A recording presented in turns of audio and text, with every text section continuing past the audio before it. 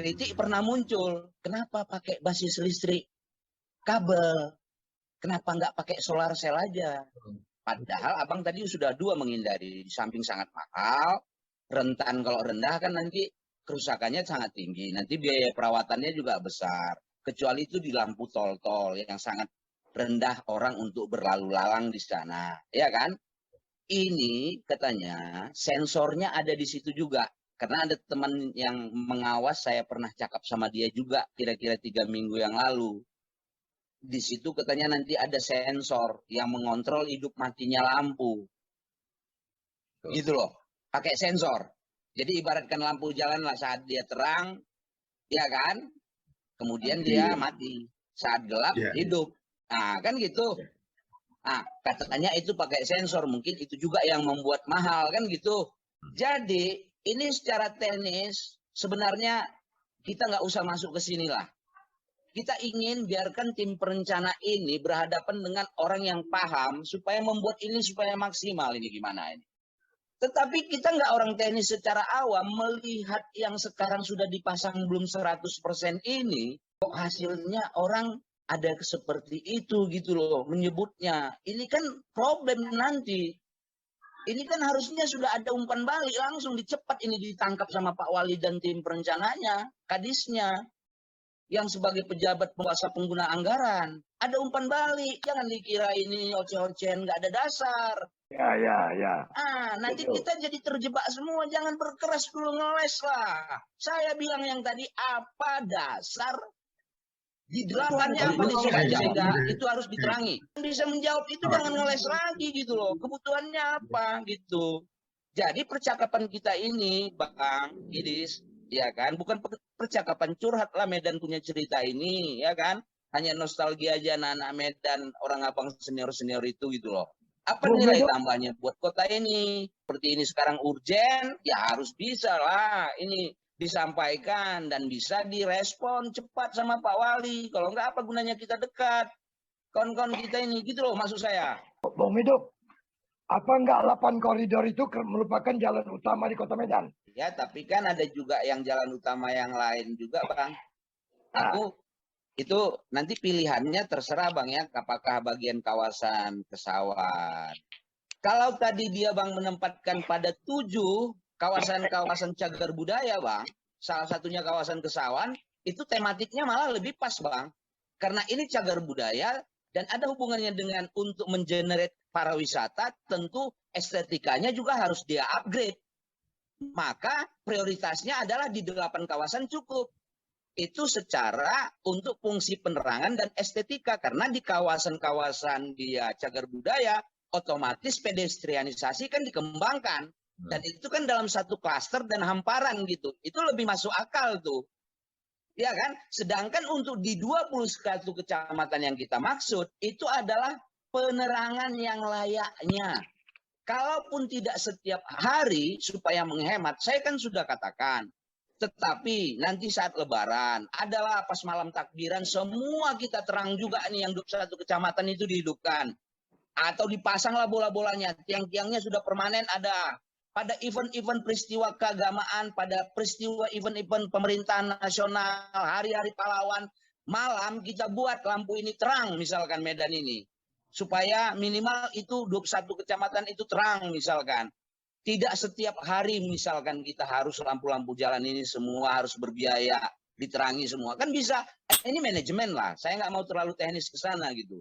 Tetapi secara rasional ini bisa kita ikutin dan kita bisa melihat, oh nih pemimpin bukan masalah suka atau tidak suka, kita seberangan politik atau tidak seberangan politik gitu. Secara fungsional kita melihat ada penataan tata kota, ada kelihatan bahwa pemerintah kota itu kita itu walaupun nggak profesional kali tapi oke gitu loh. Maksud aku. Kita membayar uang lampu jalan itu ke PLN sudah masuk dalam tarif. Ya. Kalau nggak dipakai itu Masuk uangnya ke PLN. Kalau kita pakai, baru perhitungan PLN. Sekarang bertambah atau tidak pemakaian itu dengan 1.700 titik tadi? Kalau bertambah, apakah kita akan bayar uang lampu jalan? Ngerti Bang? Itu dia masalahnya. Dari situ namanya manajemen yang Abang maksudkan. Ya kan dari situlah dia ngatur berapa hari seminggu boleh supaya kita jangan minus. Karena tidak cukup juga misalkan dari penarikan uang-uang dari masyarakat itu untuk membiayai penerangan seluruh kecamatan ini. Nah, dari situ muncul tata kelola namanya, ya kan Bang? Nah, Kan? sampai Ya, bulan dia Maret harus, ini, ya. sampai pertengahan Maret, PLN kan nggak tahu itu dipasang berapa. Ya. Kan video sampaikan tadi. Nah, kalau nggak tahu bagaimana dia membuat manajemen, datanya nggak ada. Ya. Bagaimana membuat manajemen penarikan uang dari Pemda. Dan uang itu dikutip dari seluruh rakyat Kota Medan, 21 kecamatan. Kita menikmati cuma 8 koridor. Itu mungkin nggak benar. Kalau naik harganya apakah dinaikkan ke biaya lampu jalan kita? Kalau tidak dipakai, apakah diturunkan lampu jalan kita? Kan manajemen kan di situ dia. Jauh kali sudah kita cerita tentang PLN tuh. Sudah adanya apa orang-orang itu. Memorandumnya sudah ada. Bang Alis, kalau perkara titip menitip orang itu nggak urusan awal itu Bang. Enggak, ya itu makanya RPJ itu retribusi penerangan jalan itu udah diperhitungkan sekian persen. Ya itu memang adalah untuk apa? Untuk retribusi penerangan jalan dari uang kita dinaikkan itu dihitungkan RPJ itu. Tak usah kita hitung kali PLN berapa dapatnya atau berapa. Udah hitung-hitung dah ada orang itu udah memorandumnya. Bang, hitungan orang itu terkait kantong kita, Bang. Iya, memang kita dari awal udah kena kantong kita. Dari awal kita kena RPJ itu sama kita. Bukan, Bang Is, ini remnya dari Bang Kalis ini kuat kali. Bukan. Kan kalau kita mau apa kan kita kan mau narik juga betul-betul kemana di arahnya kan gitu. Ya, jadi aku yang tanya Bang, kondisi Medan lah ya Bang Alis. Misalnya begini sekarang, ayo pertanyaan aku salah satu tadi, apakah Medan itu sudah oversupply listriknya? Aku nggak tahu. Daerah Jaya itu dulu daerah mati lampu. Apakah masih sekarang mati lampu ya? Oh, enggak. Nggak selalu, cuman sekitar seminggu 2 kali adalah. Nah, berarti masih ada pemadaman. Dulu kita dibantu listrik kita itu dengan kapal dari Turki ya. Nah, sekarang sudah kapal. Apakah listrik kita sudah cukup? Itu kan harus dihitung juga pemakaian listriknya itu. Ini menyangkut kepada biaya tadi. Ya kalau perhitungan PLN kita udah cukup.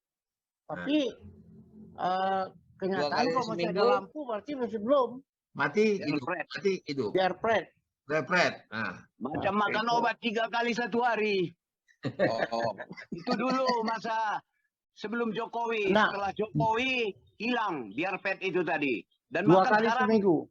Ya, sekarang hampir nggak ada lagi lah. Nggak ada kok. Aku kan nggak kapan pula itu. Nggak ada Bang Jaya. Kok minggu ini kan aku ini nggak pernah mati lampu. Ya, pokoknya ini udah wilayah periferal kali, nggak pernah mati lampu di sini. Dan kalian marah sama Jaya tinggal satu daerah Kota Maksum. Tidak, nggak mati. Bang Jaya ada yang bilang mati. Sama wilayah, nggak pernah mati. Ya kan dia, kalau aku lampu aku masih mati lah. Tanya aja sama orang keliling di sini. Mati karena belum bayar rekening. Oh enggak Bang. kita tetap sebelum tanggal 2 udah bayar Bang. Belum oversupply. Tapi apapun yang penilaian tentang lampu pocong ini, perbincangan seperti kita ini aku pikir cukup bernilai, dan apalagi kalau bisa sampai kepada Pak Wali ya kan, karena ini bisa menjadi pengalaman dia bagaimana memulai sebuah proyek yang manfaatnya itu lebih diutamakan daripada untuk hiasan-hiasan belaka. Jadi ini saya pikir tadi Abang bilang kalau bisa sampai, Abang bilang aku jadi ragu nih dengan Bang Is. Masa kok bisa sampai? Berarti pembicaraan Medan punya cerita ini nggak nyampe terus. Untuk apa kita bercerita ini? Tidak semua informasi bisa sampai ke tangan dia nih. Kan dari awal kan sudah kita bilang juga. Dari awal pertama kita bilang, kita puji Bobby ini. Ide gagasannya. Aku melihat di sini, mungkin aku melihat terlampau naif ya. Tapi Bobby ini kulihat punya keinginan untuk membuat Medan menjadi indah. Ya, ada. Bukan hanya indah, bersih dan segala macam. Tetapi keputusan-keputusan dikeluarkannya tidak kemudian dijalankan dengan sempurna oleh bawahannya. Dan dia tidak kontrol, misalnya sampai sekarang. Kan harusnya dia tersadar loh. Aku bilang bikin lampu, kok jaraknya beda-beda, kan kebenaran dah. Kan salah. Jadi tidak bisa itu dengan satu keputusan selesai. Itu yang dinamakan kerja tidak tuntas. Nah, harusnya tuntas itu diputuskan, diperiksa, diokekan, baru diresmikan. Ini kelihatannya perjalanannya kirim perintah, besok dia lupa.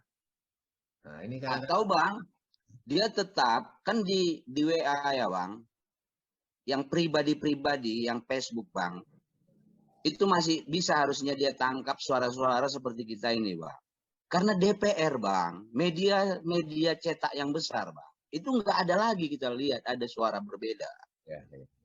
Udah terkunci nih semua gitu loh Bang. Nah, anggap aja udahlah, ini dia lagi besar-besaran nih dapat akses. Buka aja dulu, kasih kesempatan. Iya, apa garantinya bahwa uang yang banyak ini bermanfaat optimal Bang. Minimal entah 51% manfaatnya. Kan gitu. Jadi abang juga harus tanya nih Bang Kali sebagai orang media. Kita udah punya hubungan-hubungan nih dengan DPR dan orang-orang media di DPR. Nggak ada yang ada suara-suara lagi nih Bang. Kan terbang. Kontrol udah habis nih sama dengan nasional ini. Nah, mayoritas sudah dipegang. Ya, jadi saya pikir ya kita harus mengapresiasi Wali Kota Bobi Nasution. Bahwasanya apapun yang dia lakukan di Medan itu tetap tidak akan pernah sempurna. Dan oleh karena itu, ya sebagai wali kota dia harus berkepala dingin mendengarkan ocehan-ocehan seperti Medan punya cerita ini. Dan kalau lebih positif lagi dia menerima ini, seharusnya ocehan-ocehan ini dia dengar. Ya, dia dengar, ya mungkin banyak hal-hal yang positif yang bisa sebagai umpan balik yang bisa dia realisasikan untuk Kota Madya Medan.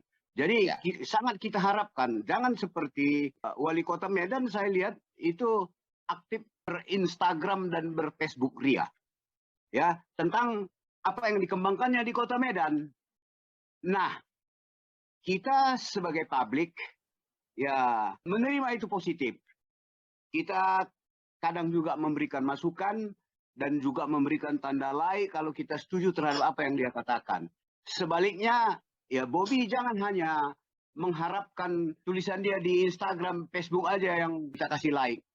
Hendaknya sesekali Bobi juga ya membaca tulisan-tulisan Facebook yang ditulis oleh orang-orang yang cinta terhadap Kota Medan. Ya, saya pikir itu ke depannya. Kalau si Jaya, dia nulis pakai nyindir, orang tak paham. Kalau kritik aja terus ya. Jadi jangan kau pakai istilah-istilah apa. Tak paham dia itu. Kalau aku malah orang tambah bingung Bang ya. Kalau video tengok. Dia sendiri aja dimarahi jurnalis. Cara menulis. Kali betul juga ya. Mungkin dia udah nggak peka lagi. Perlu tunjuk hidung langsung aja barangkali. Ya, lampu pocong kan tunjuk hidung. Bahkan tadi abang mau nanya, apanya itu kayak mirip pocong? Kulihat enggaknya putih kalau abang bilang.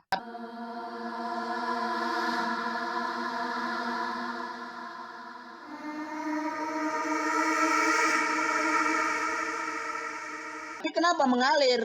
Kenapa orang secara perasaan instingnya mengiyakan? Kenapa jadi pembicaraan ribut? Kalau enggak kan berhenti juga. Ya. Kalau enggak satu ke frekuensi. Tapi mungkin karena pertama di waktu dibangun itu kan dibungkus-bungkus kain. Nah, ya mungkin itulah pocong.